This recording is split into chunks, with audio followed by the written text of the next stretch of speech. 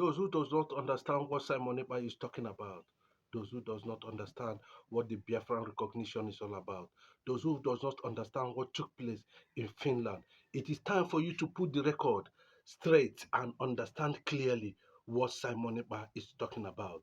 Yes, the Nigerian government has filed an extradition order with the Finnish government to bring him back to the country. Yes, the news we are hearing today, that Simon Ekpa has been, I'm not trying to put it to Alexander Stubb, the Prime Minister of Finland today, of what is happening to the man, the Biafran government in exile. The Biafran government in exile is having some circles of leadership crisis. Yes, we must accept that reality. As it's quite unfortunate that it is happening, but it is expected because if we want to get it right, we have to overcome those challenges. Whatever that's happened today, we are hearing that he has been moved from Simon Ekpa has been moved from where he is facing detention, custody in Finnish prison, be hooded back to Nigeria under the laws of the land. A lot of people are still doubting that. Why should Simon Ekpa be hooded and secretly brought back to Nigeria? Those who are saying that they spotted him in Abuja should have a rethink. Those who are saying that they spotted him in Nigeria should have a rethink. Those who are saying that the military hierarchy and the federal government, we are behind what happened to him in Finland should also be careful. We are not joking. They are not joking. These men you are seeing, they are, have international connections, global recognition than what you think. We are talking about civilized nations, civilized society. Simon Ekpa played a very good game. We can't dispute that. He's a man who has registered Biafra at that global level currently now. Forget the leadership crisis. Forget what is happening. Forget, that the news that he has been brought back to Nigeria. He was kidnapped, just like what happened to Nnamdi Kanu. They went into synergy with the Finnish government, and before you know it, a lot of people are saying he's already in Nigeria and will be unveiled soon by the federal government over the issue that has to do with extreme terrorism. Is Simon Ekpa a terrorist? Should Simon Ekpa be treated like an animal? Simon Ekpa is above that. And meanwhile, what he is talking about, what he is saying, has nothing to do with terrorism. A freedom fighter, an agitator who is demanding for legal justice for his people cannot be said. No arms, nothing. And you have millions and millions and millions of petitions against him in Finland, which the Finnish government have already acted on. But coming to hood him back to Nigeria on that, in fact, nobody is going to take that. Nobody's going. You say unless they are bent on totally, crippling the entire economy of the eastern part of the country, and which is going to be resisted. It is going to be resisted. People will resist it. A lot of people will resist it. We cannot accept that. Government using this kind of excuses with the eastern governors to make sure to intimidate people, to Islamize the Igbos, to cause a lot of injustice under one Nigeria, under one government. It's not going to be accepted. But I can tell you, it has never happened, and it will not happen. Simon Ekpa is not hooded back to Nigeria secretly. Anybody that is telling you that, I can tell you, is not getting it right. Biafran government is a recognized body by United States government justice system. It's not a joke. thank God that the Speaker of the United States of America, Mike Johnson, has been returned unopposed. These are the people Biafran Charter was presented to. And you think it's a joke? It is not a joke. It is not going to be a joke. We need it, bro. We need it. I am telling you, we need it. We can't continue. The Igbo Eastern region is seriously, massively underdeveloped. Even though the resources that has kept Nigeria is coming from there.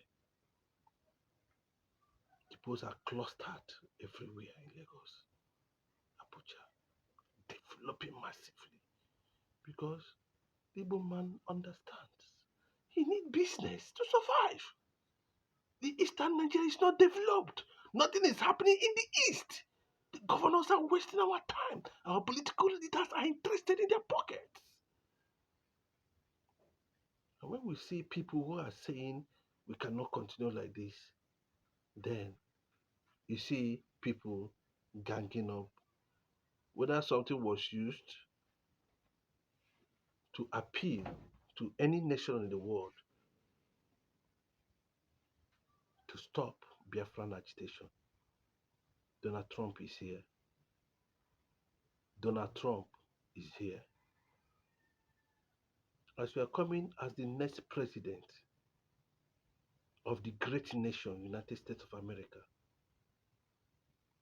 a nation of freedom and democracy that has brought peace to the entire world, that has brought technology, innovation to the poor. Look into the issue of Biafran agitation. Look into the issue of Biafrans. The US need Biafrans because of our geographical location. The British system, the American government, the Italian government, the Australian government, the Asian government, we are not terrorists and we can never be terrorists. What we are saying is this: we are tired of being killed in Nigeria. And it is time for us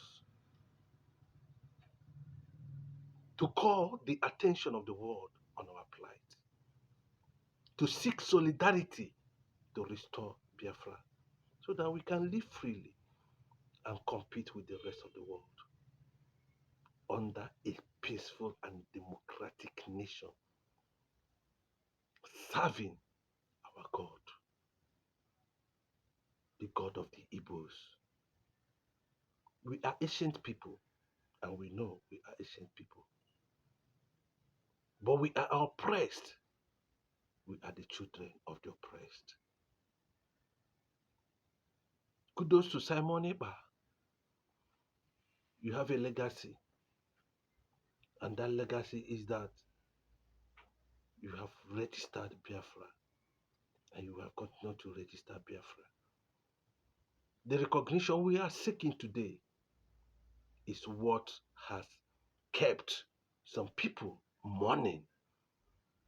Somebody like Gowon, who came out recently, there is begging Igbos. You don't need to beg Igbos to forgive you. 6 million Igbos murdered because you refused an agreement you entered. Nigeria should go and visit, even though you want to negotiate with Nnamdi Kanu, Simon Ekpa, go and revisit the Aburi Accord. And Aburi will stand in this moment. There's no two ways about it. Aburi will stand. Federal government, in terms of any reconciliation from this moment, we need to have the Aburi Accord on the table. We are not interested in Yakubu Gowon's apology anymore. We are not interested in your begging. The Middle Belt are victims of the consequences. And the Bible said that the hand of sword will not depart. Those Igbo women You opened their wombs and killed in the north. Their blood are crying, Abba Father. God has already endorsed Biafra, whether una like it or not. He don't endorse them already. What we are making is the global recognition of Biafra as a nation. None of these leaders, all these political leaders of Igbo extraction, including governors, will be part of the Biafran government. We don't need Nigerian virus in our system. It's going to be a godly nation. Ask Donald Trump. Look at the way he's sanitizing America today. Ask the Israeli Prime Minister, Benjamin Netanyahu. Ask all the lovers of freedom all over the world what Simon Ekpa is up to. Any attempt to carry out such mission against him, then Nigeria will face the consequences with the world. The North want freedom. The Yorubas want freedom. The Igbos want freedom. Why is it that we must stay in this contraption of corruption called Nigeria?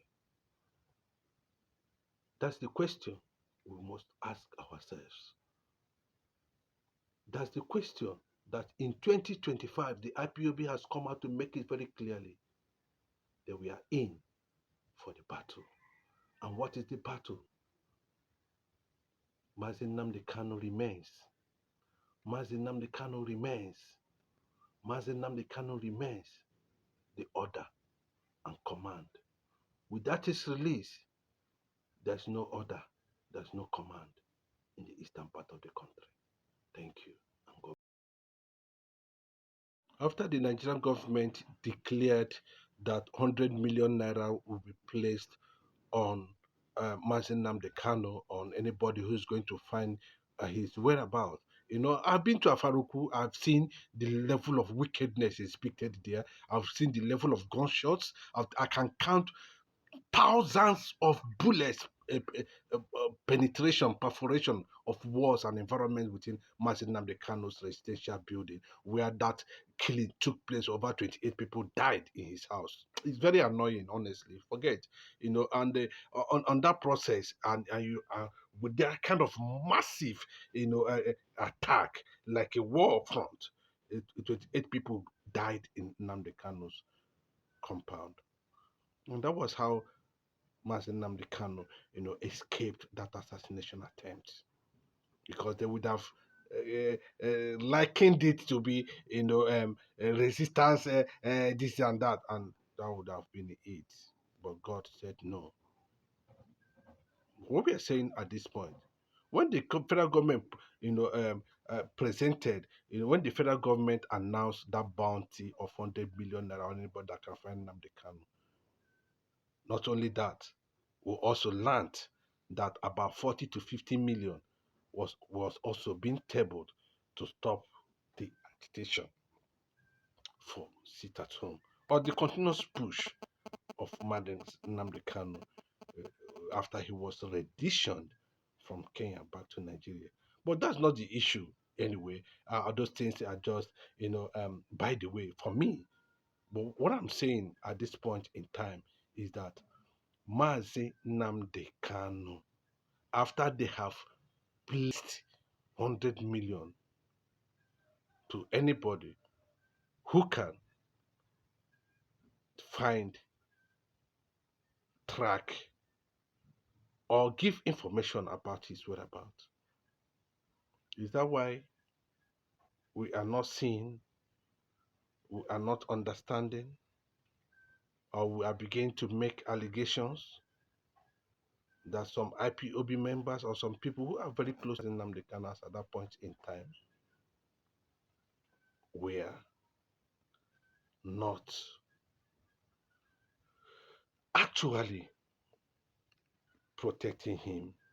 Maybe they are the ones who sold him out in Kenya. But there's nowhere Nnamdi Kanu enters that he's afraid. There's nowhere Nnamdi Kanu enters that he wants to cover himself. For what? So I'm not saying that such allegations might not be, because we are dealing with human beings. But what I'm saying is this: at this point in time, is that Mazen Nnamdi Kanu moves anywhere he feels like going to, and unfortunately, Kenya played into the hands of the Nigerian government without Interpol intervening, without international police being aware. Nnamdi Kanu was kidnapped, who did back to Nigeria. And somebody is saying that somebody somewhere gave out the information running into 100 millions of naira. What has that person achieved with it? What has that person done to himself? Has it changed anything? Nnamdi Kanu has moved. Look at him. Watch him closely. Is he laughing? The guy is determined and focused. That's why Igbos love him. I personally love that resilient spirit.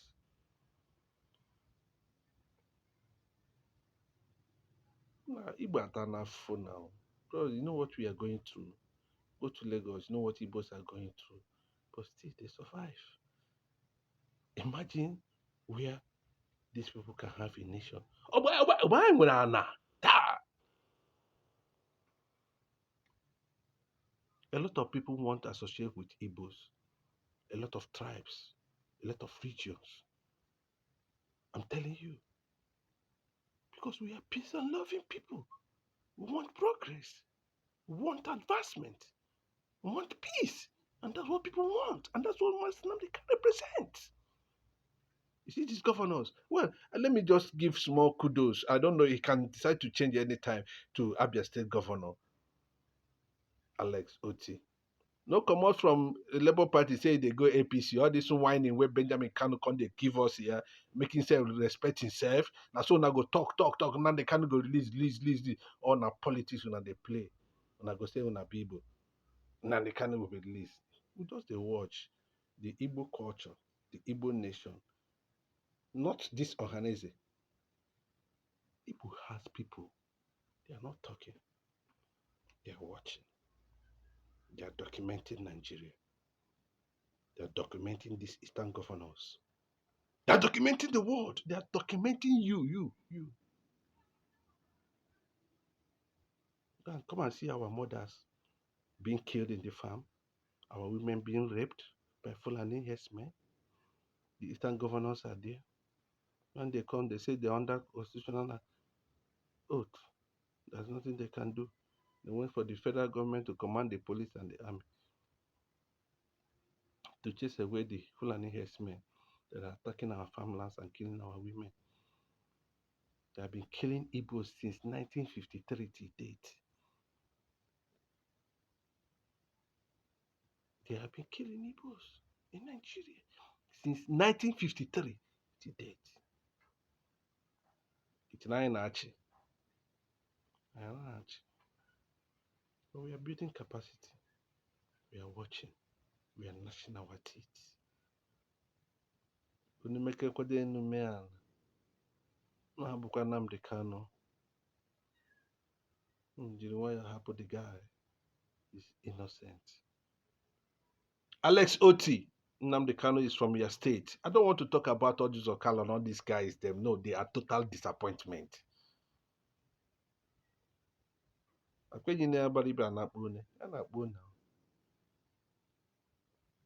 Kudos to Kanayo, Nollywood actor. He has been outspoken. Even if I don't want anybody, those who muster the courage to speak out against the injustice meted on Igbos. We're everywhere. Even where you think we are not, we are there. Not only there, we are close. You know what it means? Go and read the history, the story of the Jews, the black Jews. I'm not promoting anything here. I'm telling you reality. No be, I'm telling you fact. Go and fact check yourself. Why not have? We have crude oil, we have everything, we are suffering. Other cities are developing. We are crawling. Our women are crawling. Our mothers are suffering. The state governors and the local government in the eastern part of the country are not working. They are being held hostage by the Nigerian system to make sure that Igbos does not breathe. Apart from the Republican nature, imagine what would have become of the Igbo nation. Even in the midst of killing, doors were open for the enemies to infiltrate the Igbo land. They infiltrated, they entered. Watch. From Benue, the Igala is Igbo. We know our territories, we know everywhere. We know what belongs to us. British come out hand. Una don't come out hand agree. The British government is even tired of the Igbos because they knew we are moving towards another direction. And what is that direction? We are championing the fourth kingdom of the first Jewish black nation. Even though we go claim am on our own, we go claim am. If you want to do original, you go begin with imitation first. That's what you be, bro. God bless you.